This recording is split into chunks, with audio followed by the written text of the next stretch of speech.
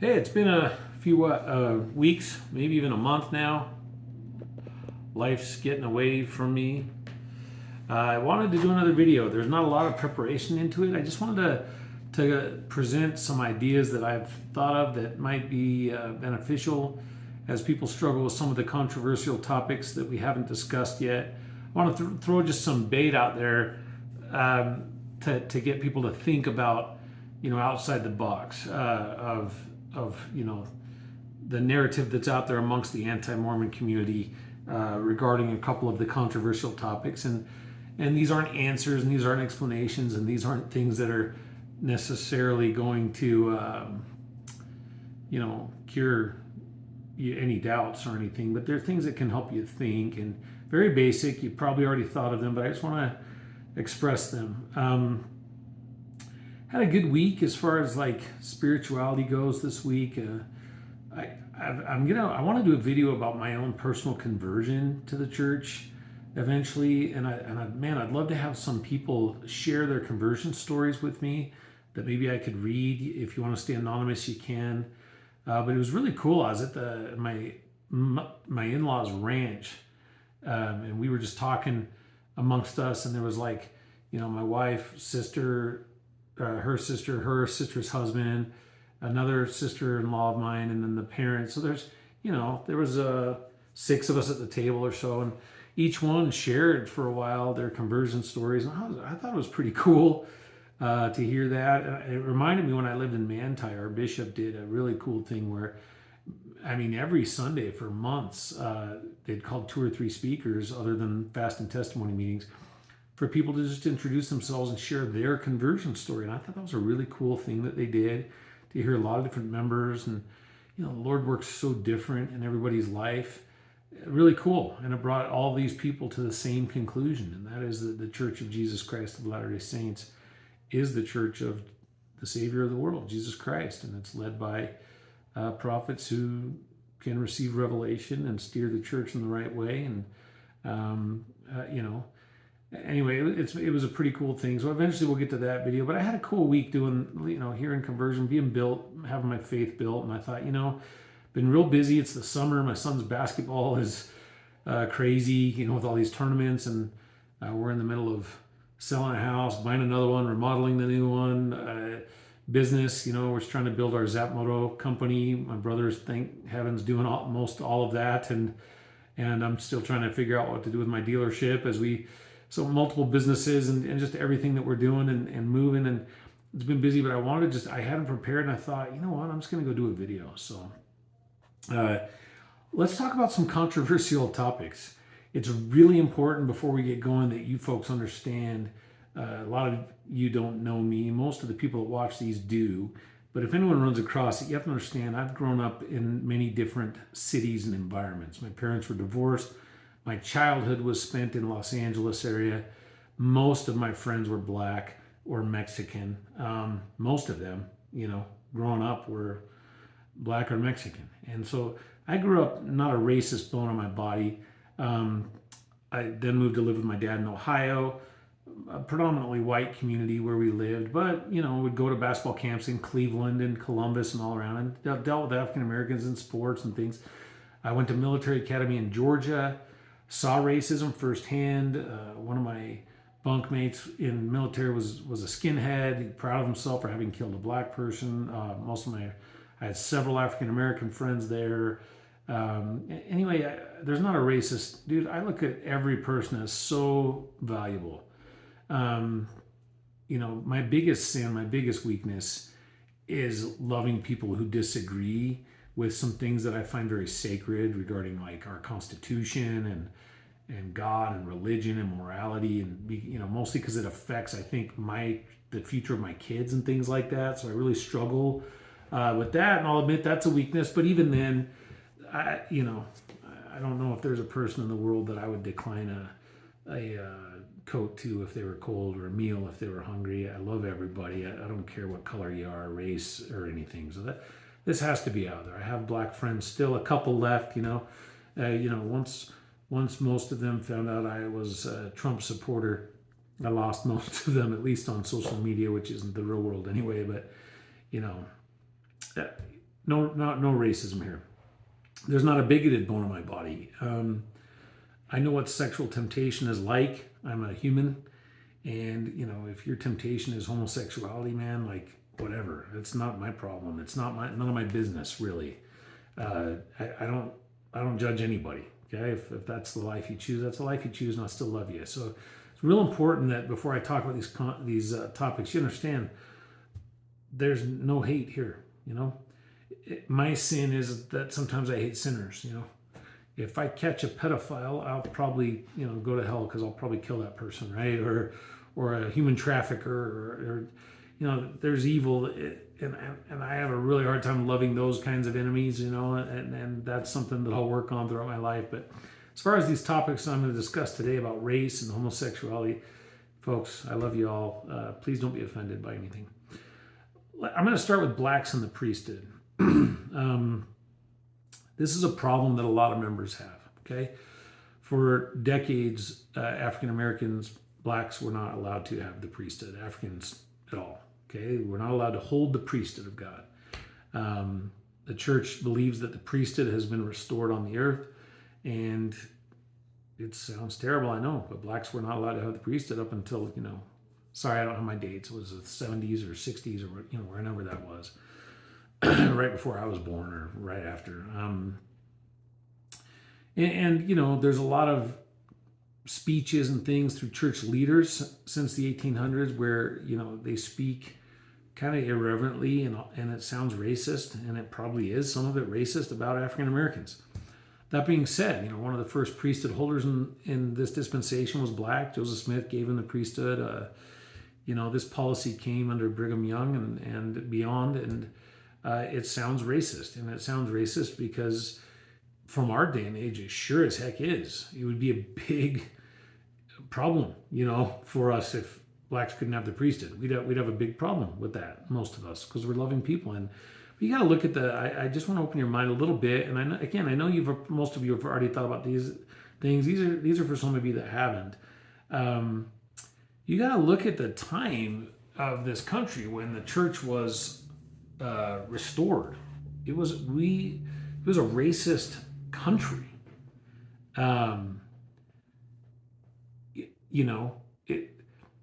Those of you that are LDS and struggling with your faith know the story of Laban, okay? And for those of you that don't know, Nephi was commanded to go get some sacred plates that were in possession of Laban, one of their brothers that had money and it had the plates. And Laban was like, no, you're not going to have the plates and these artifacts that you guys want, and drove Nephi and his brothers out and sent guards to kill them. They didn't know what to do. Nephi's brothers, Laman and Lemuel, lost faith, and they're like, see, I told you he wasn't going to give them to us. And Nephi prayed, and God told Nephi to go and smite Laban. And, he goes, and as Laban stumbles out drunk, the Spirit of the Lord tells Nephi, you need to kill him. You need to cut his head off and get the stuff. I mean, this is the only way to get this done. And Nephi had a really hard time with that. He's like, well, why? Why? I've been taught it's terrible. You never take another life. And the answer from God was, it's better that one man perish than an entire nation dwindle in unbelief, meaning the future children of God need these plates, need these sacred texts. And Laban is going to die so that more people don't spiritually die. It's basically what that scripture says. Sorry about the summer haircut. I know I had to apologize to my wife about it too. So I like it just because I'm lazy. It's really easy to do. Anyway, back to the conversation here. So why do I bring up Laban when I'm talking about blacks in the priesthood? Look, folks, the church was restored in a racist time. I want you to imagine missionaries in the Americas starting, going around, establishing the foundation of the church missionary work in a racist country with black bishops and black missionaries and black stake presidents and black priests. I look back, and this is just an opinion, like I believe that they weren't allowed to have the priesthood because the church couldn't have grown because the country was too racist.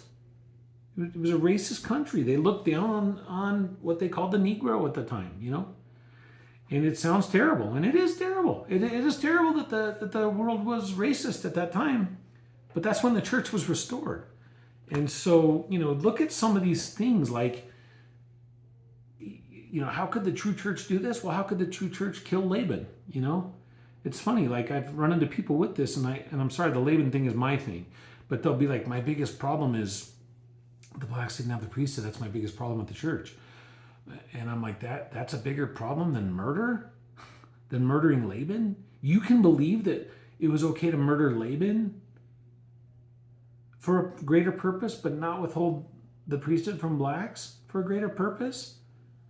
And, the church had to grow to where it was a worldwide church. And now tons of blacks have the priesthood. Millions, It's like the church is growing so fast in Africa, So yeah, early African Americans and Africans couldn't have the priesthood so that many could have it now. And I want you to think of it that way. Not that this is even the right answer, but it's just a possible answer. There's a lot of possible answers. When antis come at you with all kinds of information to test your faith, they bombard you. And good people sit back and go, dude, that's freaking messed up and racist. And then they struggle and they recoil and they're like, hey, wait a minute. And then if they don't have the Spirit with them, which a lot of times we don't because we're a bunch of fallible humans, it can really make you doubt, So I want you to think about some of that. That's just one potential answer. There's a lot of potential reasons, And you're like, well, that's not what was taught. The curse of this was taught and this and that was taught. Remember, I'm going to say something real controversial here. Not everything that a prophet says is canonized in his scripture. You have to understand that. Not everything your bishop says, even though you sustain a bishop, is doctrine, or a prophet is doctrine, or anybody. A teacher, gospel doctrine teacher. So did prophets ever talk out of their ass? Wow, I don't know how to edit. Did prophets ever talk out of their butt, and say things they shouldn't have said? Probably. They're men. They probably did. And so don't let those things shake you. If you were born in the 1800s and you were taught by your parents and your prophets and your teachers that blacks can't have the priesthood, this and that, you're going to regurgitate what you were taught. The restorers of the church weren't a bunch of intellectually advanced people compared to all the information we have nowadays. They were smart guys. If you read the Journal of Discourses, which again, there's crazy stuff in there, right? But these were smart guys, theologians that could really, discuss all kinds of topics and things like that. But I just wanted you to think about that when it comes to blacks and the priesthood. The important thing, and poor Brad Wilcox, man, that guy was like murdered by the media. And he said something stupid. Again, you have to be looking to take something out of context to get mad at what Brad Wilcox said. I think he said something along the lines of, instead of questioning why the blacks had the priesthood, we should be questioning why, it took so long to get the priesthood back on earth. And, at least, I don't know, I remember how he said it was worse than that, but my point is like that, what he's saying is true. Like, instead of worrying about the couple of people at the beginning of this restored time that couldn't have the priesthood, we should really be asking ourselves, why wasn't the priesthood here for thousands of years? Why did it have to be restored? Was there an apostasy? Is the gospel true? That's what he was saying. And he just said it wrong. And folks, there were very strong African-American members, blacks, members of the church that couldn't have the priesthood that just went with it. Said, I don't understand it. I don't know why, but I have a testimony of the restored gospel and I'm gonna live with it. So, if they can do it, we can do it. And you just have to kind of broaden your thoughts and pray about this and ponder it.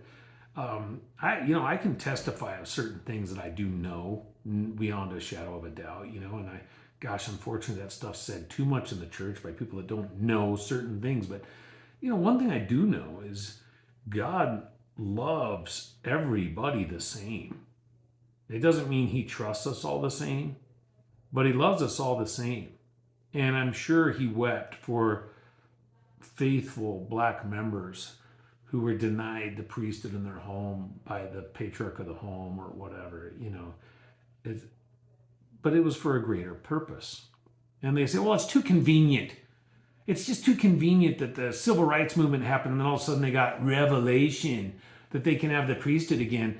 Well, what other indicator would there be that society is now ready for the church to grow at the proper rate with blacks having the priesthood than a society that is okay with blacks, period? Of course it coincides. It's not a coincidence and a church came out just to save face. No, it's like, look, the country is ready now. And as soon as the country was ready, bam, blacks priesthood was restored. So, you can always look at things two different ways. One with a doubtful mind and one with a faithful mind. And, as you pray and sanctify your life and get to where you can get answers, I hope that some of that information helps. Okay, there's other stuff. Please, if you guys have anything you want me to chip in on these, we want to keep doing these, send me your ideas. I love the messages. A lot of times the messages are people that want to meet with me that are in a faith crisis, and I've met with dozens, and thank you, and I love you guys, and I hope you're doing well. But those that just want to chirp in their opinions on some of this and other thought other than what I have, I'm not an expert. I told you that when I started these videos. My purpose isn't to be an expert. My purpose is to be an average dude that loves the Lord and loves people that can help my fellow man. So a lot of you know a lot more than me. Send it to me in a message. I'll share it on videos. Anything that you think can help people through the doubts about blacks not having the priesthood, please share some information with me. I've read a lot of history, but a lot of hearsay, a lot of speculation. But hey, if you have good ideas, please share. I want to share them in the videos, and we'll talk about it again. Fast forward to homosexuality in the church. Mormons hate gays. Look, this one pisses me off. And I'm sorry. Again, I'm not as righteous as I want to be. Don't ever assume that I make these videos because I'm righteous. I am probably the biggest piece of crap out of everyone watching or listening or making the videos. I admit I suck, okay? I'm trying to be a good man, and I fall short by a mile. So if it ever comes out on the news, Glenn Curtis did this is what Glenn Curtis really is, all it means is that Glenn Curtis is a piece of crap guy trying to become better, trying to sanctify himself, failing every day, okay? So, it's okay to not be perfect and be LDS as long as you're trying, okay? But man, am I upset. I'm kind of along the lines of Bill Maher upset with the gay community making everything about them, the LGBTQ making everything about them. When I started getting upset is when Elder Holland spoke at BYU and gave a beautiful talk about homosexuality and the church, where he 100% sincerely wept for those that are struggling with this, and then was mercilessly mocked and told that he was provoking violence. If you think that that's what he was doing, you're a liar, and I'm calling you out. How many of you homosexuals have wept for Elder Holland? How many of you love people with differing opinions so much that you have wept?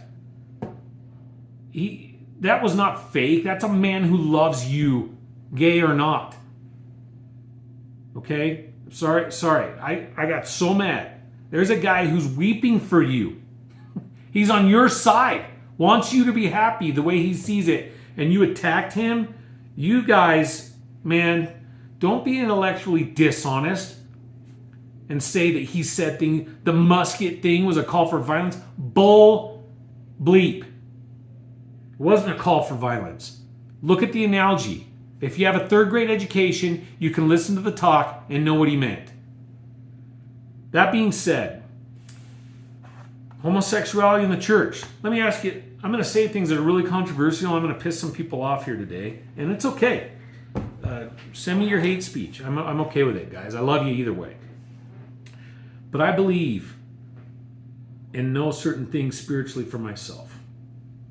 One of those things is that God did not intend for us to follow everything we desire.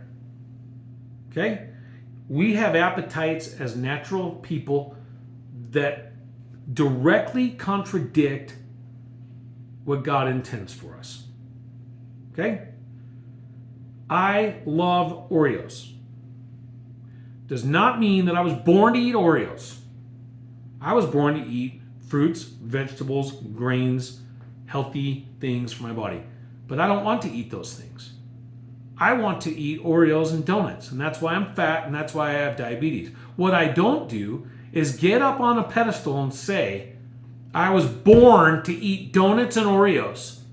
God doesn't make mistakes. I was born to never eat broccoli. Because it's not true. Okay? And this might be a dumb analogy. Let me get more controversial for you. I'm a male. I love my wife. She's an angel. I married way up. I'm attracted to thousands of women. I am sexually attracted to thousands of women. Okay, and I'm sorry that I'm saying this. I should probably say this is from somebody else. But hey, for all you guys that know, you know. I'm being honest. I would be a damned liar if I got up and said, God doesn't make mistakes. I was born to sleep with all of those women because that's what I desire. Any of those women that would do it with me, I should. Because I was born that way. There's certain laws, folks, that we follow. Doesn't mean we're born to do things against the will of God. Okay?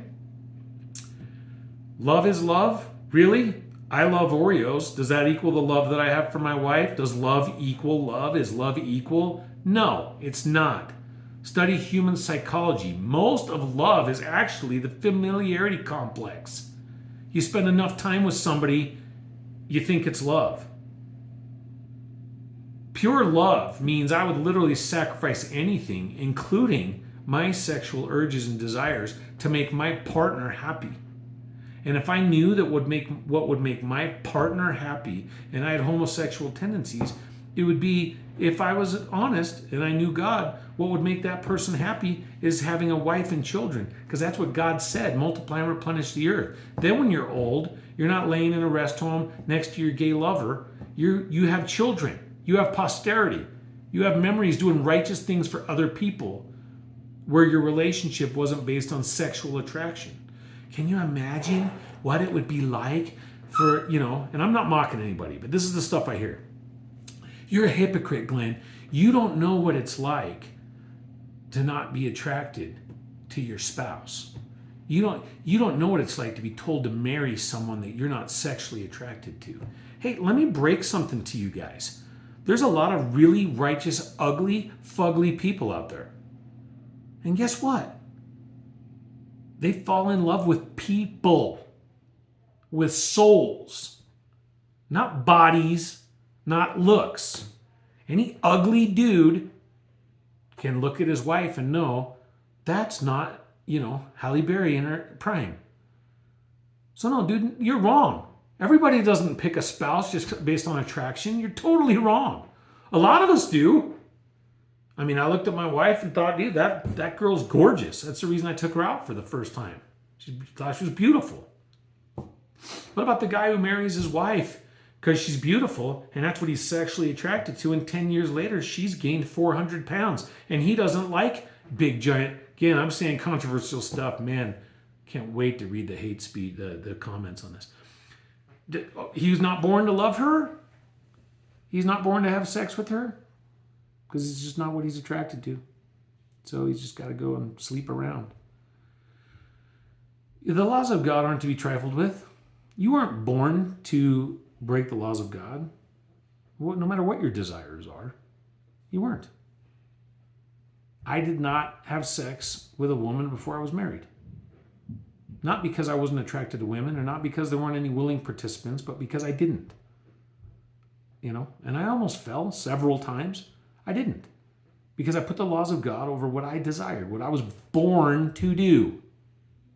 I sacrificed what I felt I was born to do to have more faith that if I followed God's plan and his commandments, I would be happier. Okay?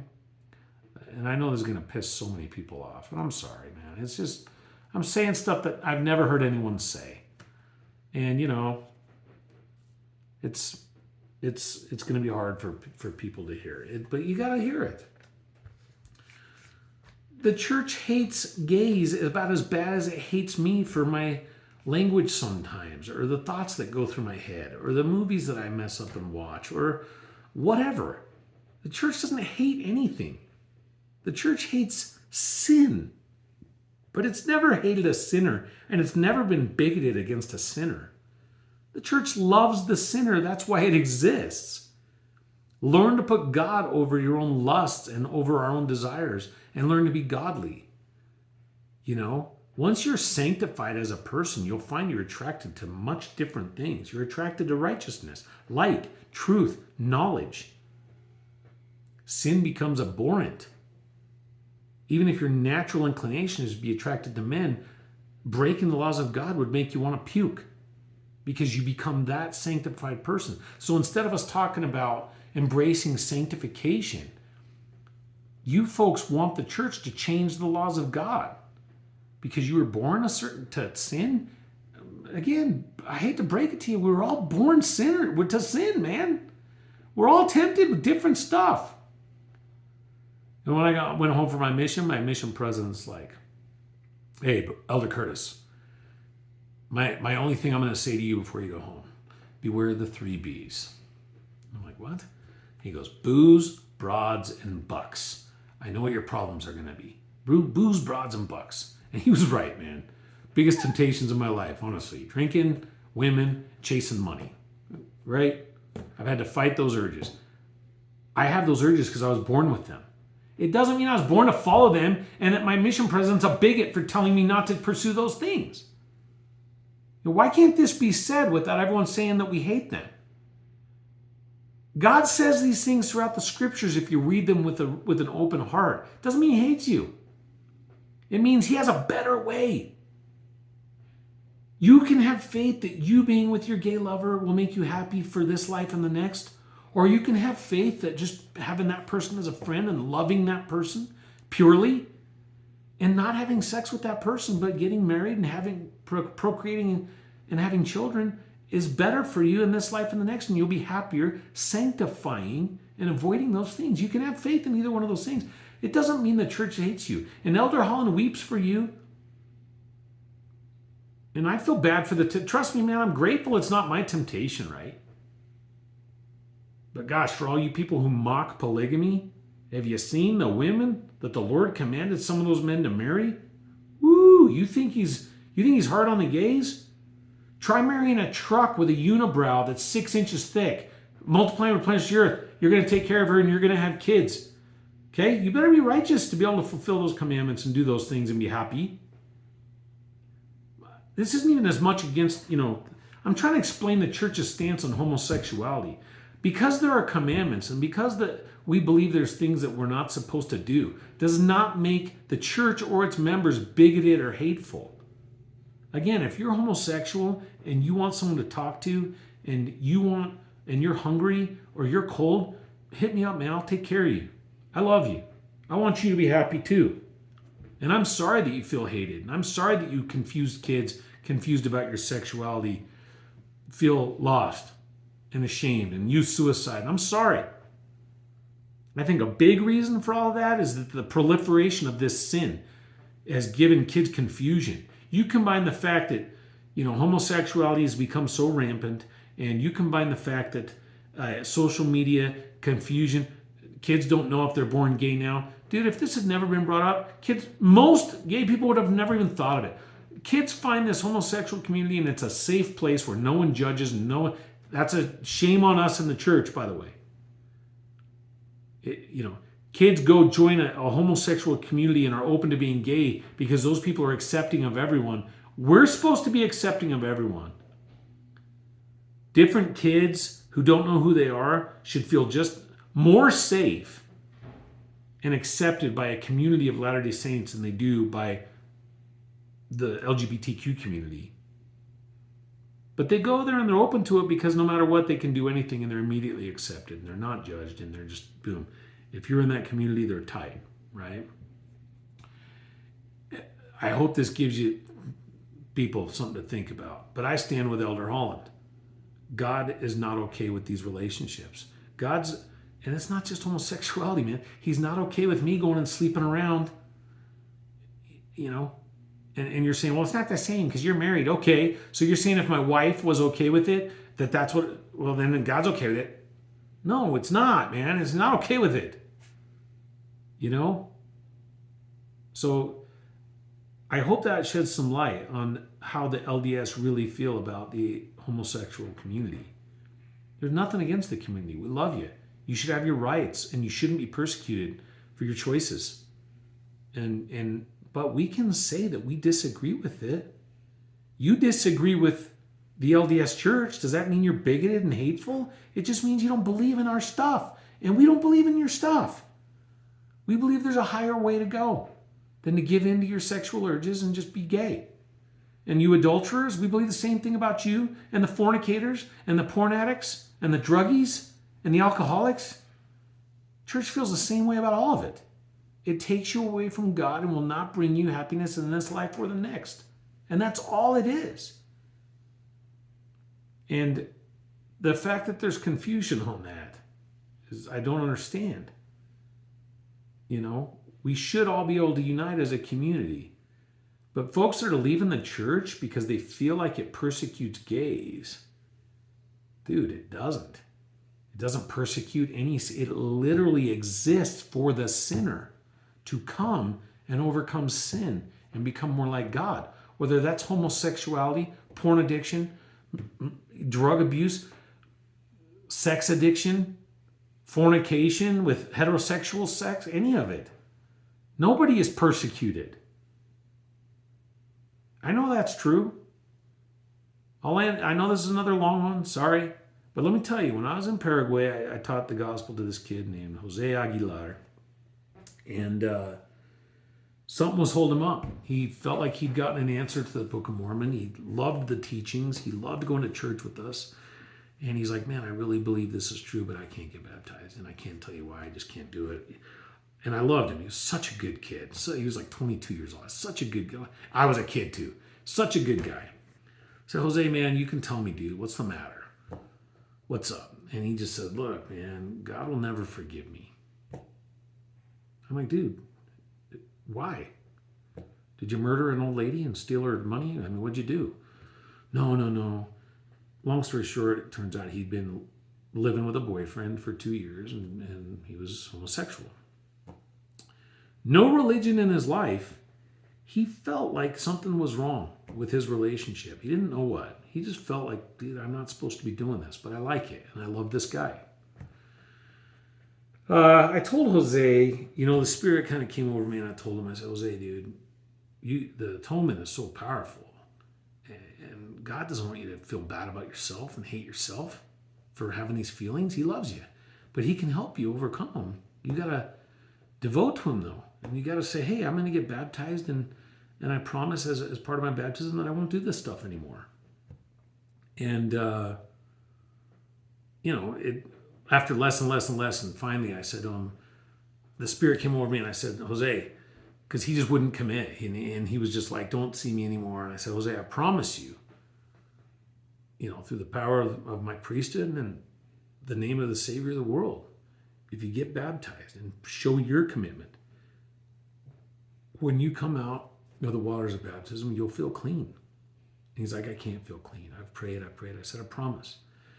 The next couple days later, he says, I'm going to do it. I'm going to have faith in your promise. And I remember me and my companion, I think it was Elder Benitez, Daniel. He's a great guy, dude. Sells doTERRA, sells a lot of doTERRA. He says, why did you promise him that? What if he doesn't feel anything? And I'm like, no, that didn't come from me, man. I really believe that's God's promise to him. He gets baptized, comes out of the water, and there were complaints from the ward members who didn't understand what this kid had gone through. But he's jumping and pumping his fists and crying and hugging me and weeping and putting his head on my shoulder because he felt clean for the first time in years and he felt forgiven.